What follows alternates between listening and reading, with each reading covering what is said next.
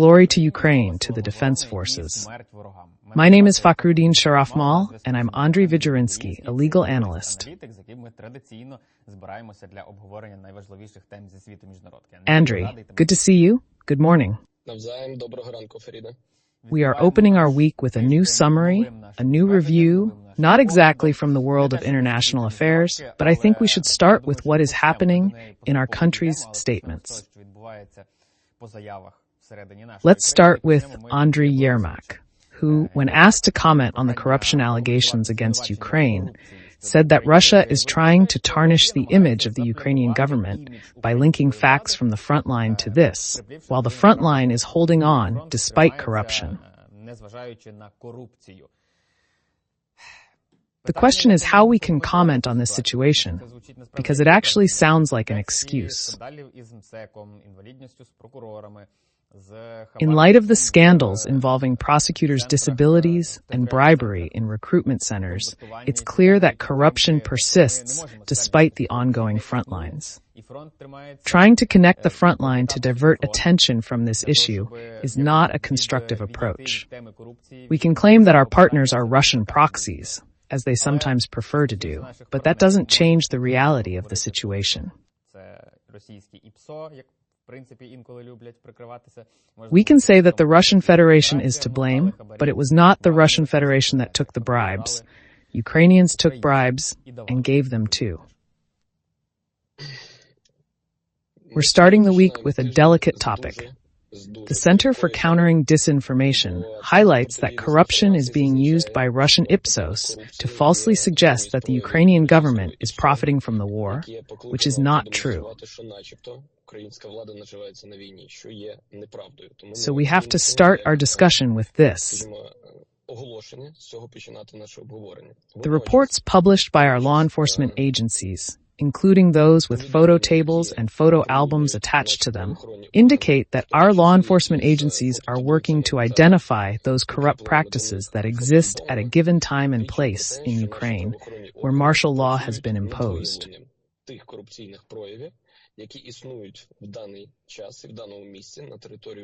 This situation can be viewed from two perspectives. Detecting a corrupt act indicates that corruption exists, while its identification by law enforcement shows that the fight against corruption is ongoing.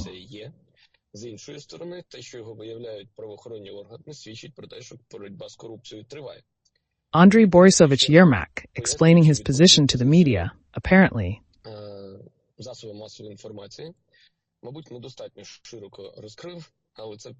did not cover this issue in a sufficiently broad manner. The fact that the issue is probably too difficult to understand and the size of the page on which the relevant publication was published indicates that the Ukrainian front and Ukrainian soldiers, as one of the objects, are, by the way, a specific object against which information and psychological operations of a discrediting and demotivating nature are used. American observers note in their analytical materials on issues related to combating enemy disinformation. That is, there is the civilian population, there is the general mood outside, and there is a separate category, the military. Rather, he meant that the Russian IPSO, which is aimed at spreading similar information materials, claims that while the military are at the front, someone is enriching themselves in the war and will not succeed due to active counteraction. The publication's logical judgments limited its ability to fully convey his message. When asked about corruption, Andriy Borisovich stated that while they are fighting corruption in the rear, it does not affect the defense capability or motivation of the soldiers. Assessing the truth of this claim is not our task, but rather that of sociologists.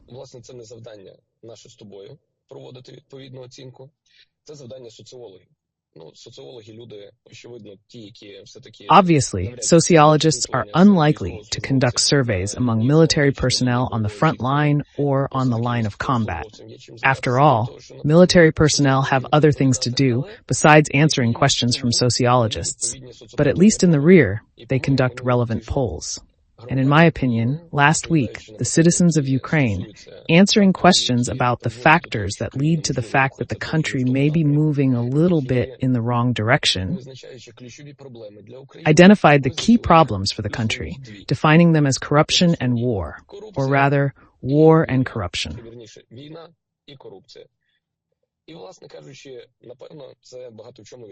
As a matter of fact, this is probably largely true in terms of public perception of the news that has been circulating lately, or rather throughout the entire period of the martial law regime. And before that, for 30 years, we have been observing, that is, the tendency, through the demonstration of the fight against corruption, and through periodic capital that becomes public knowledge, cultivates, perpetuates, unfortunately, a negative consequence for us. Public perception of state authorities remains distrustful, regardless of political leadership changes, reinforcing the belief that they act in their own interests. Combating corruption requires not just identifying corrupt acts, but also supporting them with final court decisions and legal outcomes. Зусилля, пов'язані з боротьбою з корупцією, принаймні з виявленням фактів, повинні також супроводжувати ще й фінальними судовими рішеннями. This will allow us to talk to citizens from a different perspective, to say that we, in addition to detecting, also ensure that lawful decisions are made that are not delayed, that are motivated, that are justified, that prove the guilt of individuals. Unfortunately, this stage is not yet a priority for us in terms of coverage, but perhaps it is ahead. Therefore, Andriy Borisovich's thesis was not about me justifying him.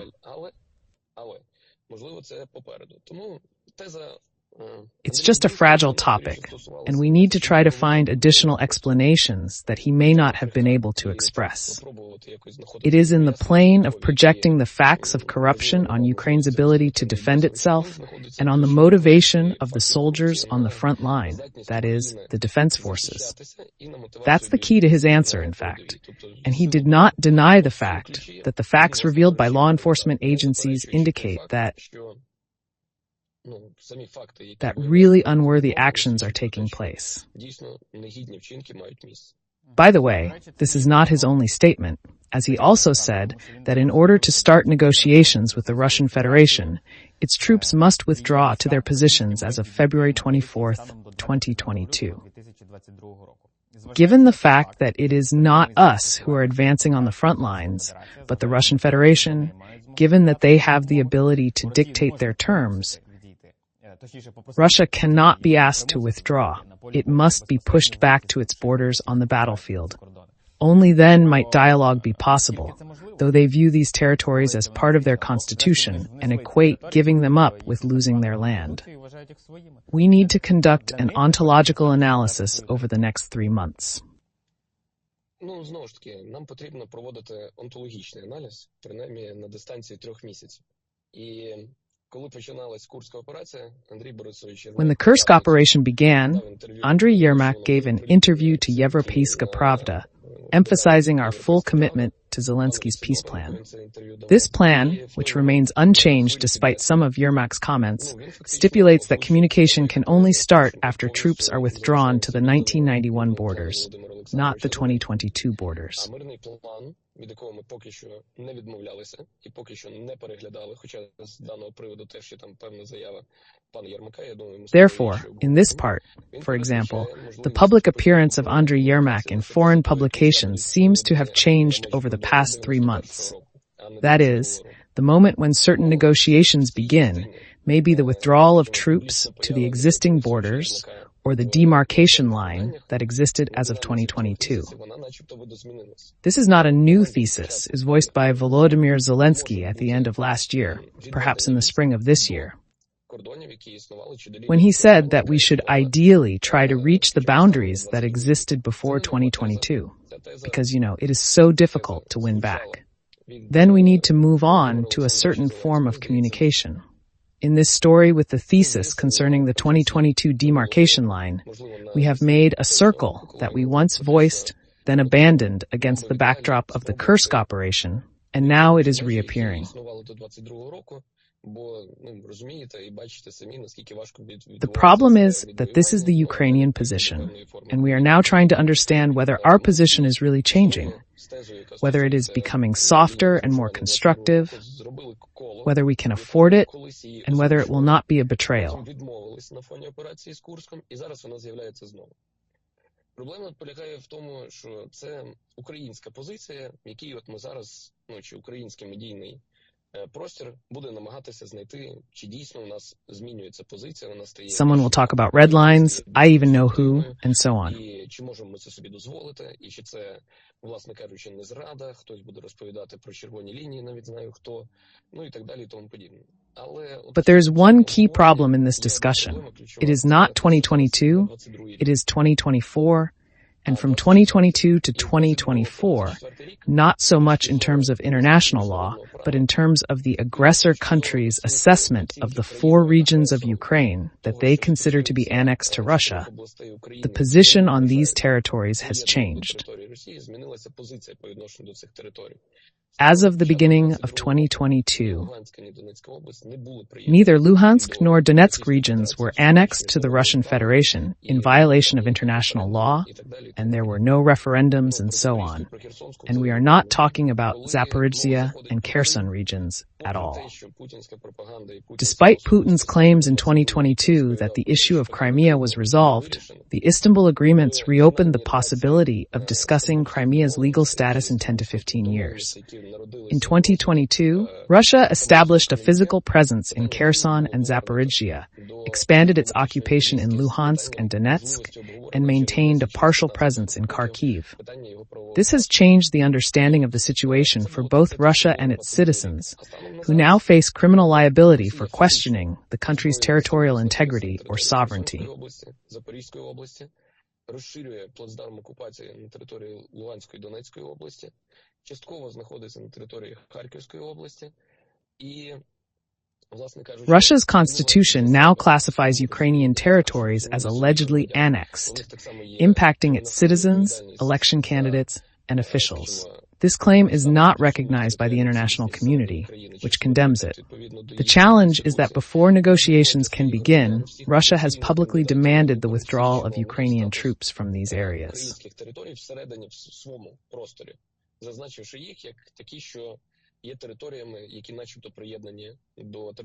In this vein, in terms of the possibilities of developments on the battlefield, Andriy Yermak's statements are not a prerequisite for changing the Ukrainian position or starting communication. This is our preferred assumption about what we would like to achieve as an intermediate step to start talking from a position of strength. Why is it important to call it from a position of strength?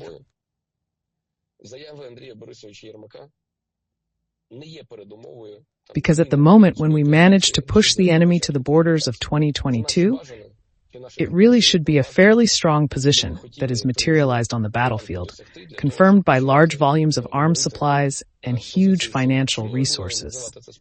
And in fact, it corresponds to the dynamics on the battlefield, the dynamics in which we are not defending ourselves and gradually changing our position, but rather are in a proactive offensive position.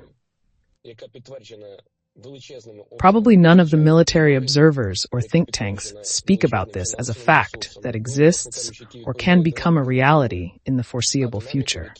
At least, I don't see any theses on the topic of us moving to offensive measures in the short term. By the way, Yermak says that he is not in favor of offensive measures in the foreseeable future. Про це жоден із військових оглядачів, think-tankів чи аналітичних центрів. He talks about negotiations with the Russian Federation, referring to the first point of Volodymyr Zelensky's plan, the plan of victory, and says that negotiations with the Russian Federation can be, or rather should be, after Ukraine receives an invitation to join the North Atlantic Alliance. Я не бачу жодних тез на тему того, що ми в оглядний період часу короткий перейдемо в наступальні заходи. Ну, до речі, Єрмак каже про те, що Our partners insist that a belligerent country cannot gain membership tied to accession, and their position remains unchanged. We should consider revising our plan, possibly changing point A to A1, to exclude NATO membership and introduce a different necessary condition. While specifics are unclear, it's worth contemplating, as we have never wavered from our plans in the past 3 years or throughout Ukraine's history. And if we, being in the 3rd year of the war, do not modify, for example, the peace plan that appeared 2 years ago and provides in particular for the withdrawal of troops to the 1991 borders, членство в НАТО, а умовно інший якийсь необхідний пункт. Поки що не ясно, яким він буде, але в принципі над цим можна думати. Привіт. Ми за останніх 3 роки, не говорячи про 30-річну історію України, ще ніколи не відступали від наших рішень. With further all possible measures related to conferences, reparations, і якщо ми, знаходячись на 3-му році війни, не модифіковуємо, допустимо, мирний план, and bringing the military and political leadership of the Russian Federation to justice. What are the reasons to revise or abandon a rather young plan in terms of its inception? On the contrary, we are demonstrating through the mouth of Andriy Yermak that we still believe in it.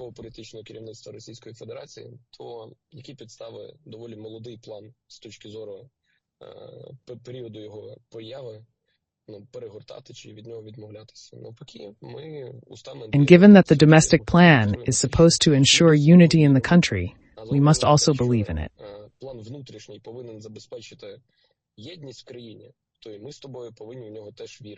How do you manifest your faith?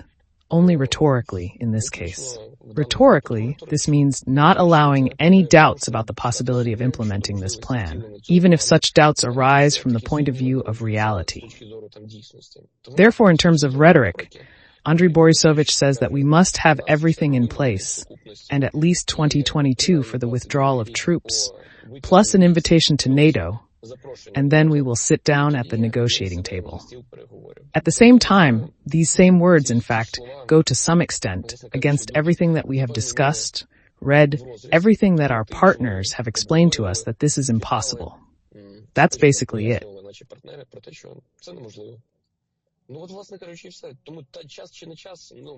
We are not the political leadership to make such decisions, but there may be an internal belief that a change in political administration in the United States could alter the situation, potentially leading to increased U.S. participation in the war on Ukraine's side and enhanced support in terms of supplies.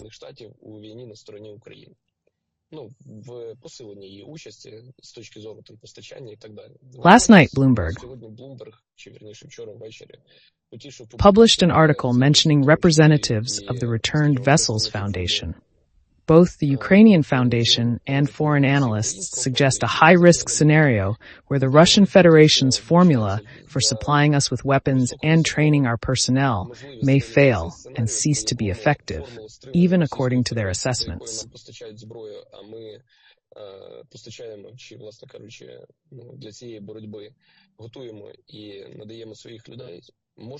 Because in terms of human resources, obviously, what is called the mobilization potential, it is already manifested on the battlefield, in the rear, in production, in the tax service, and in all other areas. So we simply dismiss these moments as uncomfortable and say that no, in fact, yesterday I said that we know something that you do not. And God willing, this is true, God willing. This something exists in time and space. And we really said, Andriy Borisovich knew what he was talking about. And it's good that he didn't tell us, because we, believed prematurely. So they know something that will happen with reference to some events that will change the cardinal position on the battlefield. Although, if we look at this event from the perspective of the United States, neither candidate is confident. There is not even a hint that this war will be closer for them than it was for Biden.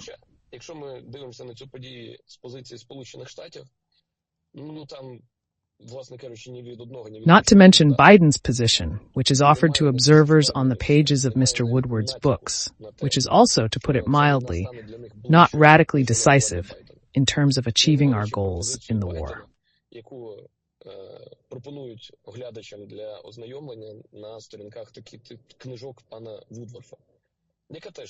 М'яко кажучи, не є кардинально рішучою з точки зору досягнення наших цілей у війні.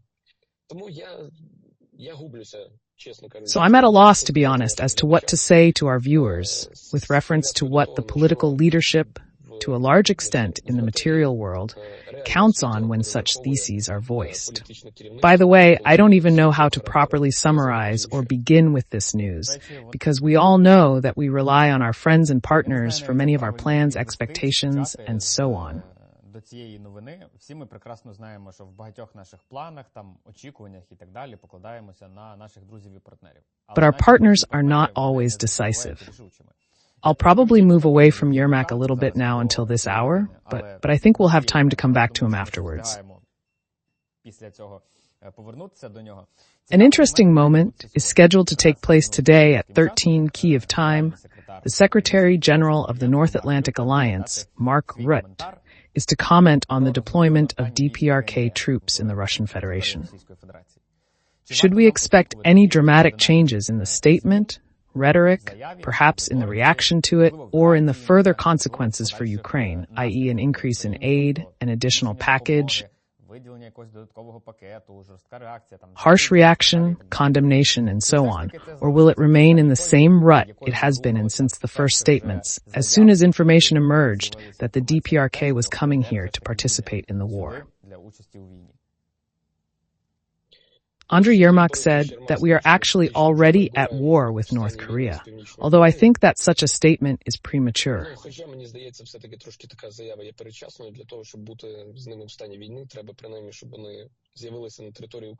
In order to be at war with them, we need them to at least appear on the territory of Ukraine. And so far, even our intelligence suggests that they are being transported or deployed to the territory of the Kursk region. On the territory of the Kursk region, we cannot say that we or North Korea have declared war on us.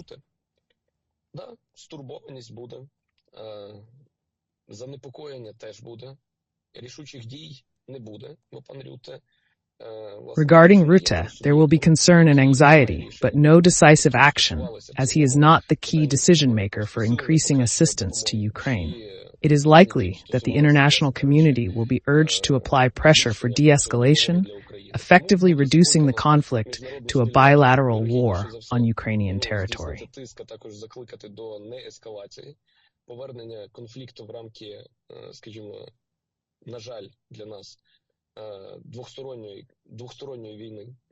And not to expand the conflict and war horizontally by involving other countries. We heard Andriy Borisovich's position, which is in line with the expected position of the Ukrainian political leadership on what we expect in response to the escalation or presence of North Korean troops from our partners.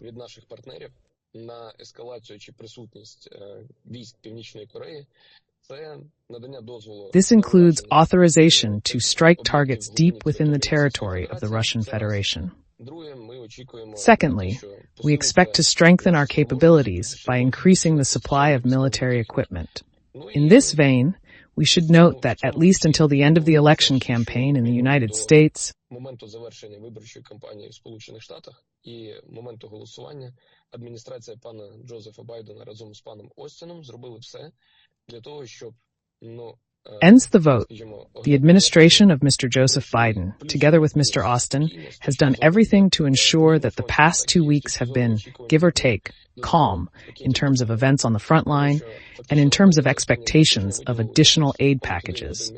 In fact, over the past 2 weeks, they have allocated a package of more than $1.1 billion, which is twice as much as in previous months.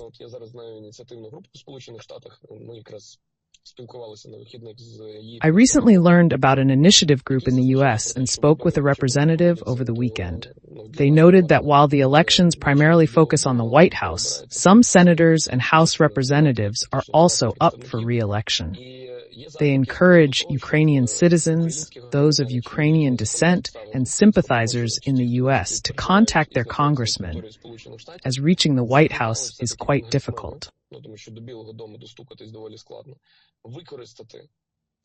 The approximately $9 billion that remains unallocated in the Biden administration should be used to urgently increase arms supplies to Ukraine. The Biden administration, realizing that it has only 3 months left in the White House, realizing that neither Trump nor Harris's policy is certain in terms of supporting Ukraine,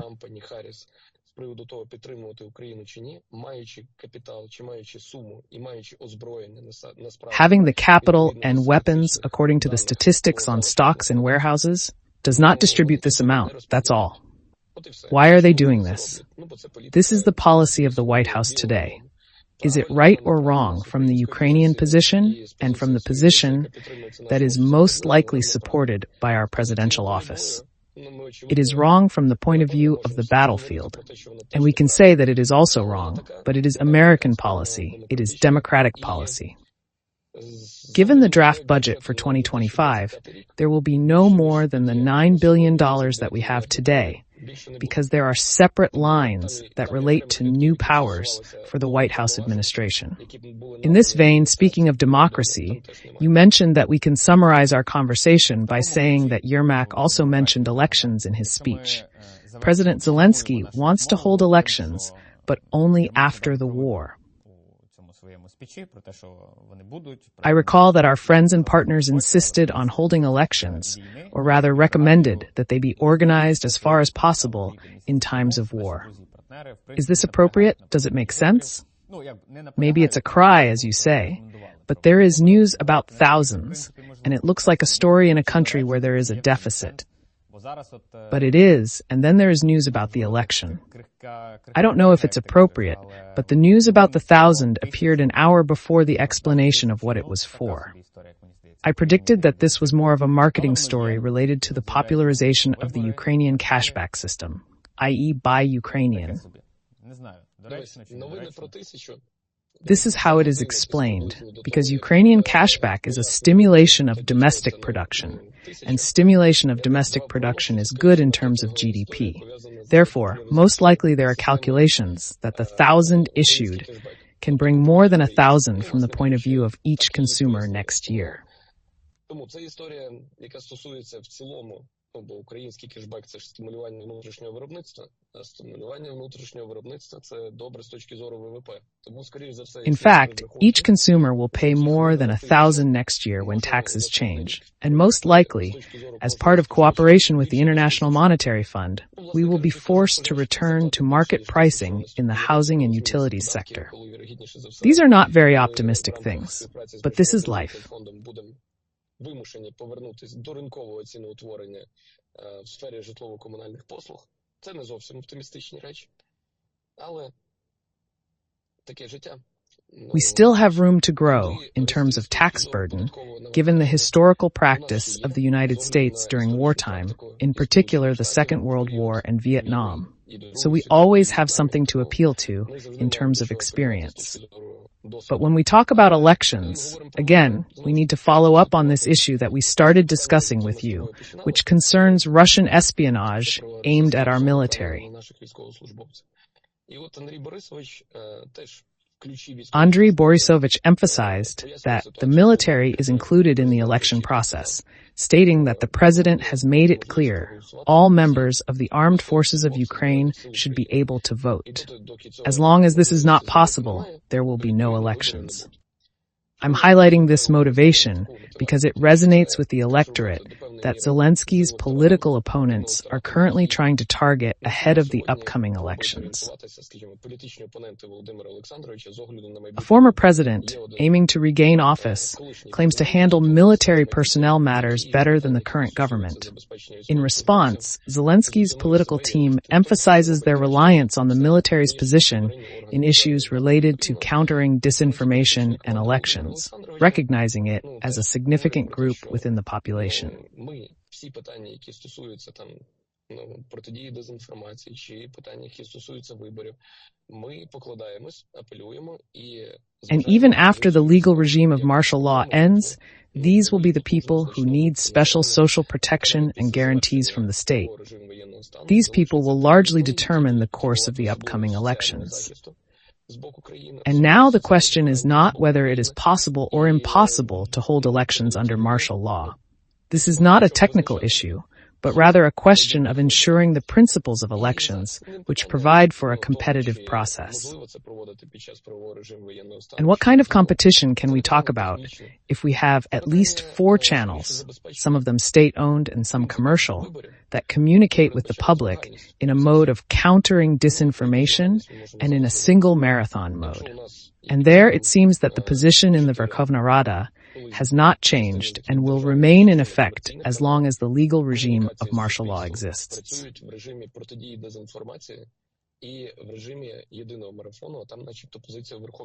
So what should politicians debate about? What should they compete over? Who is more beautiful? Щодо чого полеміку серед політиків вести? Щодо чого змагатися? Хто красивіший? The political struggle today is a fight for power based on differing visions for the country's development, particularly regarding how to end the war and start rebuilding. This raises questions from a foreign journalist who lacks a deep understanding of Ukraine's internal situation, leading to cliched perspectives. The topic of elections hasn't been discussed for 6 or 7 months, coinciding with a shift away from addressing legality and legitimacy, often conflating the two without grasping their differences.